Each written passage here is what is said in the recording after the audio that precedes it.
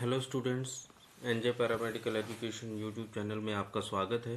और आज हम बात करेंगे आरजीयू के बारे में, जो कि एक्सरे के अंदर एक स्पेशल इन्वेस्टिगेशन है, रिट्रोग्रेड यूरिथ्रोग्राफी। और आज हम इस टॉपिक के बारे में बात करने वाले हैं। रिट्रोग्रेड यूरिथ्रोग्राफी क्या है और कैसे किया जाता है, उस इन्वेस्टिगेशन के बारे में हम बात करेंगे। सबसे पहले फर्स्ट पॉइंट पे हम बात करते हैं डेफिनेशन के बारे में। मैंने कहा रिट्रोग्रेड यूरिथ्रोग्राफी, आपसे नाम से ही समझ आ रहा होगा, an examination of the urethra using a contrast dye to visualise the urinary passage. यहाँ पे आरजीयू के अंदर हम यूरेथ्रा की स्टडी करते हैं, उसके बारे में यहाँ पे बताया गया। रिट्रोग्रेड मतलब मूविंग बैकवर्ड और अगेंस्ट द नॉर्मल डायरेक्शन, मतलब यूरेथ्रा से यूरिन का पास आउट ना होना, बैकफ्लो होना या किसी तरह का भी पासेज में प्रॉब्लम होता है, मतलब यूरिन पास आउट में दिक्कत या किसी तरह का इशू है, तो हम रिट्रोग्रेड यूरिथ्रोग्राफी करके चेक करते हैं कि यूरेथ्रा के अंदर क्या इशू है।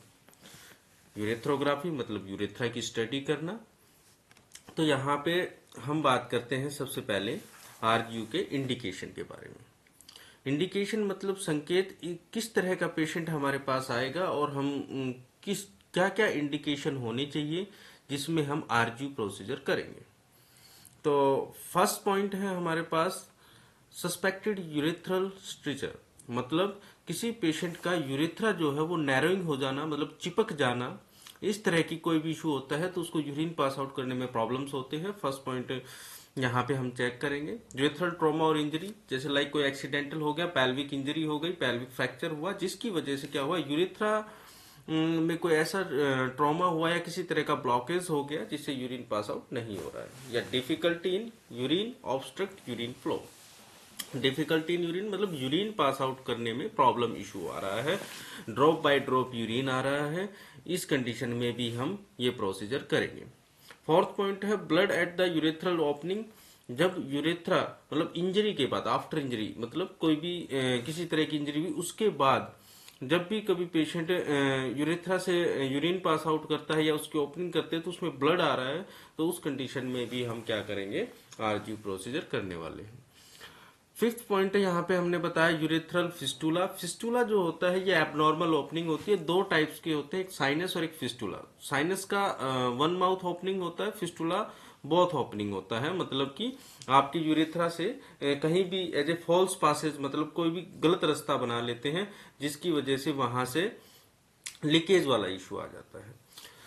सिक्स हम बात करते हैं pre operative assessment urethral surgery, मतलब कोई सर्जरी हुई है 1 मंथ 2 मंथ बिफोर, पहले कोई सर्जरी हुई है, उसके बाद हम उसे चेक करना चाहते हैं यूरेथ्रा प्रॉपर तरीके से वर्क कर रहा है, यूरिन का जो फ्लो है वो प्रॉपर है, तो वो हमें चेक करना होता है, तो हम ये प्रोसीजर करते हैं। And post operative urethral repair के बाद फॉलोअप लेना है या कोई भी किसी तरह का, तो भी हम पेशेंट का ये प्रोसीजर कर सकते हैं। कंजेनाइटल यूरेथ्रल एबनॉर्मलिटीज, अगर कोई जन्मजात से कोई भी किसी तरह की एबनॉर्मलिटीज है बच्चे के अंदर, उसे चेक करने के लिए भी हम क्या करते हैं, ये प्रोसीजर करते हैं।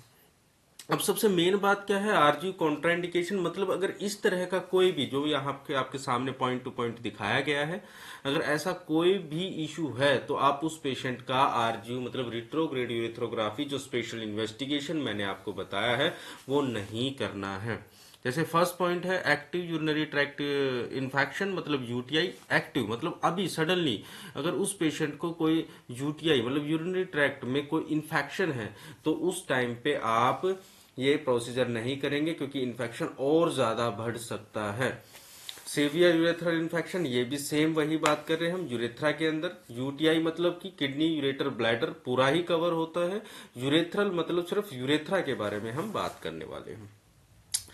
थर्ड हमारा रिसेंट यूरेथ्रल सर्जरी, किसी की रिसेंट अभी कोई सर्जरी हुई है 8 दिन 10 दिन 15 दिन से, उस टाइम पे भी हम नहीं करेंगे, क्योंकि उसको हील होने में बहुत ही टाइम लगता है, तो उस टाइम पे हम इसका प्रोसीजर नहीं करेंगे, ये पेशेंट से आपको पूछना है। एलर्जी टू कॉन्ट्रास्ट डाई, किसी पेशेंट को जो हम आयोडीनेटेड बेस्ड कॉन्ट्रास्ट है वो हम यहाँ पेशेंट को जो कि इंड्यूस करेंगे, उस कंडीशन में भी अगर पेशेंट को कोई एलर्जिक रिएक्शन है किसी तरह का, तो वो आपको पूछ लेना है। कभी पहले कोई स्कैन कराया हो, इस तरह का कोई प्रोसीजर कराया हो और किसी तरह की कोई एलर्जी हुई है, वो आपको पूछना है।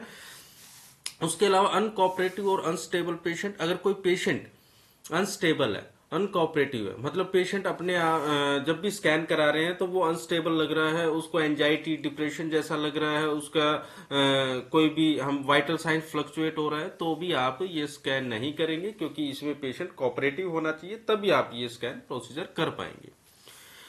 सीवियर पेन और एक्यूट यूरेथ्रल इंजरी, हम बात करते हैं जब किसी पेशेंट को आपने ये प्रोसीजर करना है और प्रोसीजर करते वक्त पेशेंट को बहुत ही ज्यादा सीवियर पेन हो रहा है या पहले से कोई इंजरी वगैरह है, तो उस कंडीशन में भी आप नहीं करेंगे ये स्कैन, क्योंकि पेशेंट कहेगा कि मुझे यहाँ पे सीवियर पेन है इस पर्टिकुलर पार्ट में, तो आप ये प्रोसीजर नहीं करने वाले। या कोई किसी तरह की लास्ट पॉइंट है severe pain and acute urethral injury, same he point है दोनों ही। अगर इस तरह का कोई भी प्रोसीजर दिखता है ना, मतलब इस तरह का कोई भी कॉन्ट्राइंडिकेशन आपके सामने आता है, तो बिल्कुल भी नहीं करना है।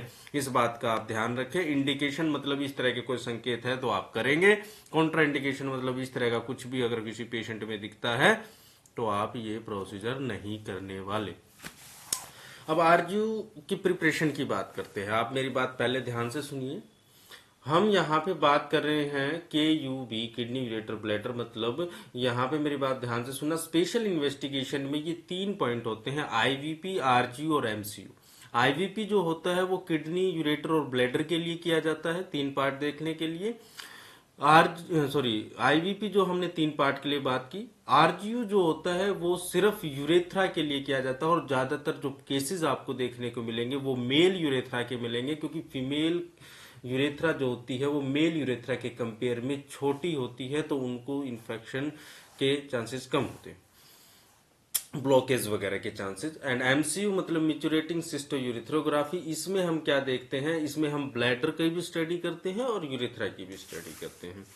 तो यहाँ पे RGU के बारे में हम बात कर रहे थे, तो सबसे पहले हम जर्नल प्रिपरेशन के बारे में बात करेंगे।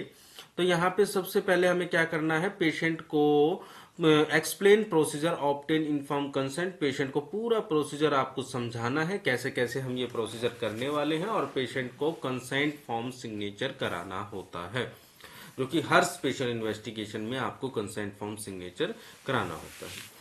प्रिपरेशन क्या करना है, जैसे कि यहाँ पॉइंट में दिखाया गया जनरल प्रिपरेशन, तो explain the procedure and inform consent, वो जो मैंने आपको बता दिया। पेशेंट की हिस्ट्री आपको लेना है, चेक हिस्ट्री पेशेंट से पूछना है, जो कि मैंने अभी इंडिकेशन में आपको बताया, कॉन्ट्रा इंडिकेशन में बताया, वही इस तरह की चीजें आप यहाँ पे पूछेंगे कि किसी चीज से कोई कब हुआ था, कैसे इशू हुआ था, और आपके डॉक्टर्स ने आपने कब कब अपडेट कराया, वो डॉक्यूमेंट्स, वो रिकॉर्ड्स, वो टेस्ट, एग्जामिनेशन आपके पास है, या किसी कॉन्ट्रास्ट से आपको एलर्जी का, या किसी ड्रग से आपको एलर्जिक रिएक्शंस है, वो सब आपको पूछना है। पेशेंट से UTI, यूरिनरी ट्रैक्ट इन्फेक्शन के बारे में पूछना है कि आपको सीवियर पेन तो नहीं है, किसी तरह का इचिंग तो नहीं है, किसी तरह का कोई इंजरी तो नहीं है, वो सब आपको पूछना है। इसके अलावा हम बात करते हैं, पेशेंट से पूछना है कि आपने सडनली अभी रिसेंट में, अभी 1 वीक के अंदर आपने कोई यूरेथ्रा से रिलेटेड कोई सर्जरी तो नहीं कराई है, या किसी तरह का ट्रॉमा, कोई एक्सीडेंट या किसी तरह की चोट तो नहीं आई है, वो सब आप यहाँ पे कंफर्म करेंगे। अब उसके बाद हम बात करते हैं पेशेंट प्रिपरेशन के। एम्प्टी ब्लैडर बिफोर प्रोसीजर, यहाँ पे पेशेंट को क्या करना है कि आप यूरिन पास आउट कराइए। यूरिन पास आउट करने के बाद पेशेंट एम्प्टी ब्लैडर हो जाता है। इसमें किसी तरह का कोई अलग से हमें स्पेशल प्रिपरेशन करने की जरूरत नहीं है, बस सिर्फ पेशेंट आया और पेशेंट का हमने प्रोसीजर जो डॉक्टर्स ने मेंशन किया, आपने पेशेंट को एम्प्टी ब्लैडर कराना है। पेशेंट को हॉस्पिटल गाउन पहनने के लिए देना है, वियर ए हॉस्पिटल गाउन, और एंटीसेप्टिक क्लीनिंग जेनिटल एरिया, जिस एरिया में, जैसे हमने बात की यूरेथ्रा को आप प्रॉपर तरीके से एंटीसेप्टिक सॉल्यूशन से क्लीन करेंगे, ये ध्यान रखना है आपको। अब हम बात करते हैं मेडिकल प्रिपरेशंस के बारे में। कीप इमरजेंसी ड्रग्स रेडी, वो नॉर्मली आपके एक्सरे रूम के अंदर प्रॉपर पहले से अरेंज होती है, जिसमें हम बात करते हैं इमरजेंसी ड्रग्स हमारे पास रखी होती है, जिसे कोई एलर्जिक रिएक्शंस हो गया, किसी तरह का वाइटल साइंस में डिस्टरबेंस आया, तो हम इमरजेंसी ड्रग्स का यूज कर सकते हैं।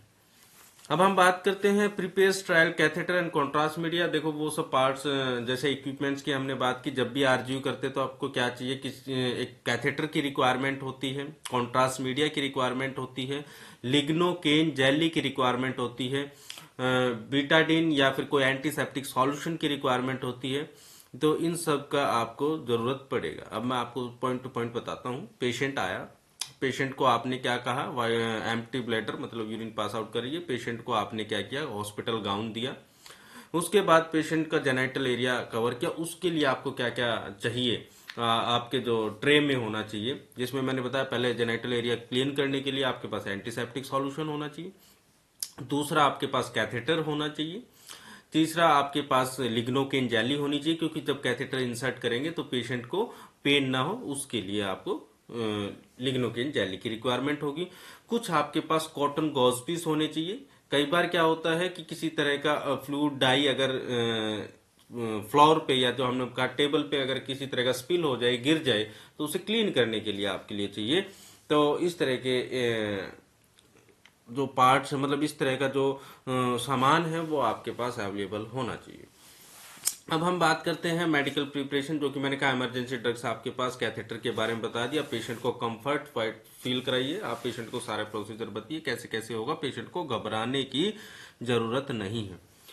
अब बात करते हैं स्पेशल इंस्ट्रक्शंस के बारे में। पेशेंट को बोलना है कि किसी तरह की कोई फास्टिंग की रिक्वायरमेंट नहीं है। मैंने कहा पेशेंट आया और आप करा सकते हो। फास्टिंग की रिक्वायरमेंट जो है वो आईवीपी में होता है, जब आप कभी भी इंट्रावीनस कॉन्ट्रास्ट देते हो, मतलब कि इंट्रावीनस कॉन्ट्रास्ट आप देंगे तब आपको कहीं ना कहीं फास्टिंग की रिक्वायरमेंट होगी। यहाँ पे फास्टिंग की रिक्वायरमेंट नहीं है। पेशेंट को दोबारा से रीएश्योर कर दीजिए कि हम इस तरह का कॉन्ट्रास्ट इंजेक्ट करेंगे आपको, जो कि आयोडीनेटेड बेस कॉन्ट्रास्ट होता है। ओमनी पैक, विजी पैक, आयोक्सोल, ऐसे बहुत सारे कॉन्ट्रास्ट आते हैं, उनके बारे में हम आगे पीपीटी स्लाइड में हम पढ़ेंगे। ठीक है। अब आगे हम बात करते हैं आरजी इक्विपमेंट क्या क्या चाहिए। जो मैंने अभी आपको बताया था वो यहाँ पे लिखा है। बेसिक इक्विपमेंट देखो, एक्सरे मशीन। वैसे तो मेनली जितने भी स्पेशल इन्वेस्टिगेशंस होते हैं वो सब फ्लोरोस्कोपी मशीन पर ही होते हैं, बट हम क्या करते हैं, जहां फ्लोरोस्कोपी मशीन नहीं है वहां एक्सरे मशीन का भी यूज कर सकते हैं। ठीक है जी। फ्लोरोस्कोपी में थोड़ी लाइव इमेजिंग होती है, इसलिए हम फ्लोरोस्कोपी यूनिट की बात करते हैं। नेक्स्ट लेक्चर्स में हम फ्लोरोस्कोपी के बारे में भी बात करेंगे। Radiographic table and lead protection, मतलब आप जब पेशेंट का स्कैन करेंगे, जब आप पेशेंट को डाई इंजेक्ट करेंगे तो आप पेशेंट के पास रहेंगे, तो इसलिए लेड एप्रिन की भी आपको रिक्वायरमेंट है, तो जिससे कि आपको प्रोटेक्शन मिल सके सेकेंडरी रेडिएशन से।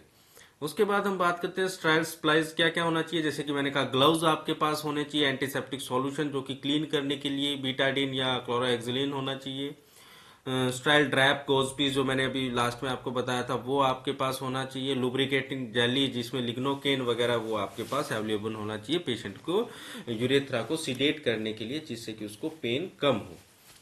अब हम बात करते हैं कॉन्ट्रास्ट इंजेक्शन मटेरियल के बारे में, जिसमें हमने कहा वाटर सॉल्युबल कॉन्ट्रास्ट हम आयोडीनेटेड बेस्ड कॉन्ट्रास्ट में यूज करते हैं, जिसमें हमारे पास Omnipaque, Visipaque, Urografin, Gastrografin, इस तरह बहुत ही अलग अलग ब्रांड्स के अलग अलग नेम से हमारे पास कॉन्ट्रास्ट अवेलेबल होते हैं। आप कोई भी कॉन्ट्रास्ट यूज कर सकते हो। कॉन्ट्रास्ट पे भी एक लेक्चर हम रिकॉर्ड करेंगे। सिरिंज 10 to 50 ml की आप सिरिंज रखेंगे। कैथेटर, फॉलिक कैथेटर आप यहाँ पे यूज कर सकते हैं। नॉर्मली यही यूज किया जाता है, कैथेटर या फॉलिक कैथेटर यूज किया जाता है बैलून टाइप में। कैथेटर टिप, सिरिंज एंड यहाँ पे बात क्या, कौन नोजल जो कि आप यूज कर सकते हो, बट एक बात ध्यान रखें, कभी भी कोई भी, जैसे चिल्ड्रंस के अंदर हमने बताया कंजेनाइटल प्रॉब्लम्स होती है तो आप कैथेटर्स का स्मॉल साइज यूज कर सकते हो, बट कभी भी आप कैनुला यूज ना करें। बहुत जगह क्या होता है कि कैनुला यूज किया जाता है और जिससे कि वो इंजर्ड होने के चांसेस होते हैं और जिसकी वजह से इंजरी हो सकती है, तो नॉर्मली आप कैथेटर ही यूज करेंगे। स्ट्राइल सप्लाईज की बात करते हैं, जिसमें आपने किडनी ट्रे है, जिसमें कोई वेस्ट कंटेनर आप वो आपके पास होना चाहिए, adhesive tape clamp and emergency drugs जो कि मैं पहले भी बता चुका हूं। अब आपको करना क्या है, स्पॉट एंड सेफ्टी में लिखा है यहाँ पे kidney tray, waste container, adhesive tape clamp and emergency drugs, ये सब आपके पास अवेलेबल होनी चाहिए। अब ये प्रोसीजर होगा कैसे, उसके बारे में हम बात करेंगे। तो आरजीयू प्रोसीजर करने के लिए आपको क्या करना है, सबसे पहले पेशेंट को स्पाइन पोजीशन में आपने लिटाना है, जो कि लिखा है patient lies spine on back and usually place in oblique position 30 to 45 degree, right side या लेफ्ट साइड, जैसे कि आपने ऑब्लिक कंडीशन में रखना है। पेशेंट का सबसे फर्स्ट पॉइंट क्या है सेप्टिक प्रिपरेशन में, पेशेंट को आपने जेनाइटल एरिया को क्लीन करना है एंड कॉन्ट्रास्ट इंजेक्शन मतलब कॉन्ट्रास्ट डाई जो है वो स्लोली स्लोली यूरेथ्रा के अंदर इंसर्ट करना है, इंजेक्ट जेंटली, अवॉइड डिस्कम्फर्ट और इंजरी। देखो अब मेरी बात ध्यान से सुनना, पेशेंट को आपने स्पाइन पोजीशन में आपने पेशेंट को बिल्कुल लेटाया है और पेशेंट को 35 थोड़ा सा टिल्ट किया। पेशेंट के यूरेथ्रा को आपने क्या करना है, अपनी फिंगर से, ग्लव्स आप पहने हुए होंगे, उसको थोड़ा स्ट्रेच करना है। जेनाइटल एरिया जो है उसको ग्लैंस पेनिस को आपने क्लीन करना है। क्लीन करने के बाद आपने क्या करना है, लिग्नोकेन जेली लेना है, उसको कैथेटर के साथ आपने टिप पे आपने टच करना है और उसके बाद कैथेटर इंसर्ट करना है। जब से कैथेटर इंसर्ट होगा, इंसर्ट होने के बाद आपके पास कॉन्ट्रास्ट होगा जो कि इंजेक्शंस में होगा, मतलब 10 to 15 ml की सिरिंज में होगा। आपको कॉन्ट्रास्ट पुश करना है। बिल्कुल ही सिंपल और इजी प्रोसीजर है। इसके अंदर क्या होगा, जैसे ही आप कॉन्ट्रास्ट इंजेक्ट करोगे, कॉन्ट्रास्ट इंजेक्ट करते टाइम आपने वहां पे क्या करना है, एक्सरे इमेज लेनी है, आपने एक्सपोज करना है। RAO, AP और LAO मतलब right anterior oblique, AP anterior to posterior and left anterior oblique, 3 positions में आपने व्यू लेना है, right anterior oblique and left anterior oblique और AP में, और आपका प्रोसीजर कंप्लीट हो जाएगा। अगर आपने कॉन्ट्रास्ट इंजेक्ट किया और पेशेंट के यूरेथ्रा से कॉन्ट्रास्ट आगे पास नहीं हो रहा तो समझिए आपके वहां पे कोई ना कोई ब्लॉकेज है, मतलब आपका आरजीयू प्रोसीजर कंप्लीट। किसी तरह का कोई भी फोर्सफुली आपने इस तरह का कुछ नहीं करना कि कॉन्ट्रास्ट को आपने ब्लैडर के अंदर ही लेके जाना है, ऐसा कुछ नहीं है, क्योंकि यूरेथ्रा में ब्लॉकेज है, इसीलिए हम इस प्रोसीजर को कर रहे हैं, आरजीयू प्रोसीजर को। ठीक है जी। एसेप्टिक प्रिपरेशन यहाँ पे लिखा है कि भाई क्या क्या स्टेराइल टेक्निक आपने यूज करनी है। कैथेटर प्लेसमेंट के बारे में लिखा है, स्मॉल कैथेटर है, यूरेथ्रा एडेप्टर से आप उसको जेंटली थोड़ा सा ओपनिंग करेंगे यूरेथ्रा को और उसके बाद क्या करेंगे, आप कैथेटर इंसर्ट कर देंगे। उसके बाद इमेज के बारे में बताया गया, जो मैंने अभी बताया आपको 3 इमेज लेनी है, right anterior oblique, left anterior oblique और AP पोजीशंस में आपने 3 लेनी। मतलब आपका मेन फोकस होना चाहिए यूरेथ्रा को फिल करने का। यूरेथ्रा में अगर नैरोइंग है या ब्लॉकेज है या आगे का पाथवे नहीं है तो नॉर्मली आपका प्रोसीजर वहीं कंप्लीट हो जाएगा और आप इंजेक्शन को स्टॉप करना। इमेज आपके सामने होगी, कैथेटर को रिमूव कर देना है, क्लीन जो जेनाइटल एरिया था उसको प्रॉपर तरीके से फिर क्लीन कर देना है और इस तरह आपका RGU procedure fully final complete हो जाता है। इसके अलावा अगर हम बात करें प्रोसीजर कंप्लीट के बाद किसी तरह की कोई कॉम्प्लिकेशंस आती है, ऐसी कोई कॉम्प्लिकेशंस नहीं देखने को मिलती। ईचिंग वगैरह हो सकती है, बर्निंग हो सकती है, इस तरह के माइनर कोई इशू देखने को मिल सकते हैं, वरना और कोई इशू यहाँ पे देखने को नहीं मिलेगा। और ये था आज का आपका टॉपिक, आरजीयू रिट्रोग्रेड यूरेथ्रोग्राफी। आपको समझ आया होगा। अगर कोई भी डाउट्स है तो आप कमेंट्स में डाल सकते हैं, उनका जवाब आपको मिल जाएगा। और NJ paramedical education YouTube channel को आप सब्सक्राइब करें, लाइक करें, शेयर करें। धन्यवाद।